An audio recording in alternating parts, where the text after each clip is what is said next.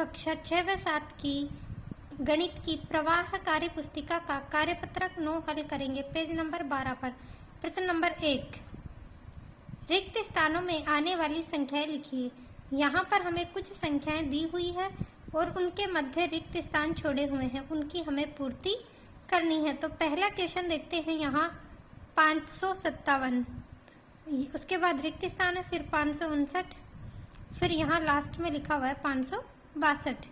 तो ये बीच में जो संख्या छुटी हुई है हमें उनकी पूर्ति करनी है। तो देखो 557 के बाद आएगा 558, 559 लिखा हुआ है, 559 के बाद आएगा 560, फिर 561 और 562 पहले से लिखा हुआ है। तो ये संख्याएं जो छुटी हुई थी हमने उनकी पूर्ति कर ली। अगला क्वेश्चन देखो इसी का 780।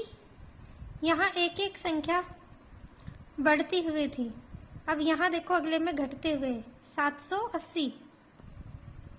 इसके बाद देखो एक कम हो गया 779, फिर यहाँ एक एक ये रिक्त स्थान छोड़े हुए हैं और यहाँ लास्ट में लिखा हुआ है 775। तो देखो 779 के पहले वाली संख्या आएगी 778, इससे पहले 777, 776 और 775 पहले से दी हुई है। आगे देखो यहाँ तीसरा क्वेश्चन 989। अब 989 के बाद ये 991 दे रखा, 994, मतलब एक एक संख्या बढ़ानी है। तो 989 के बाद 990, 991, 992, 993 और 994। अगला क्वेश्चन देखिए, यहाँ 770 है, यहाँ 772, यहाँ 774, यानी कि एक एक संख्या बढ़ रही है। तो यहाँ एक संख्या कम करेंगे तो 769, फिर 770, 771, 772, 773, 774। अगला क्वेश्चन देखिए पांचवा 438, 437, यहाँ एक एक घट रहा है, यहाँ 433 आ रहा है, यानी हमें एक एक संख्या घटाते जाना है। 438 से पहले 437, 436, 436 से एक पहले 435, फिर 434 और लास्ट में 433 हमें दिया हुआ। तो इस तरह से हमने रिक्त स्थानों में आने वाली संख्याओं की पूर्ति कर दी। अब हम प्रश्न नंबर 2 देखते हैं। नीचे दी गई संख्याओं को संख्या रेखा पर सही स्थान से मिलाइए। यहाँ पर यह संख्या रेखा बना रखी है 500 से लेके 1140 तक, और इनके बीच में आने वाली ये संख्याएं हमें दी हुई है। तो इन संख्याओं को हमें मिलाना है कि ये संख्या कौन सी जगह आएगी। तो सबसे पहले हम ये देखते हैं 560। तो ये देखो 500, फिर 510, 550, 600 और 650, और इस दूसरी लाइन में 850 से लेके 1000 तक की संख्या दे रखी है, और यहाँ 1000 से लेकर 1140 तक। तो इनके बीच में जो संख्या आएगी, सबसे पहले हम 560 को ढूंढते हैं। तो 560 इस वाली लाइन में आएगा, पहली वाली में। यहाँ देखो 500, फिर ये 505 छोटा वाला, 5 के अंतर से ये बड़ी वाली लाइन है जो 10 के अंतर से आ रही है। 500, 510, 520, 30, 540, 550 में 560 लाना है। तो ये 550 के बाद ये 560, तो इस 560 को यहाँ मिला दिया। अगली संख्या देखो ये वाली 855। तो 855 इस वाली लाइन में आएगा, दूसरी वाली लाइन। 850 और 860 के बीच वाली जो लाइन है छोटी, ये है 855। इसके बाद हम 930 को ढूंढते हैं।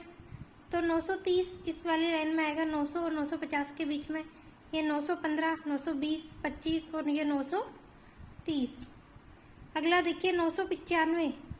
तो ये 1000 से 5 पहले वाली है, ये 995, इसको यहाँ मिला दिया।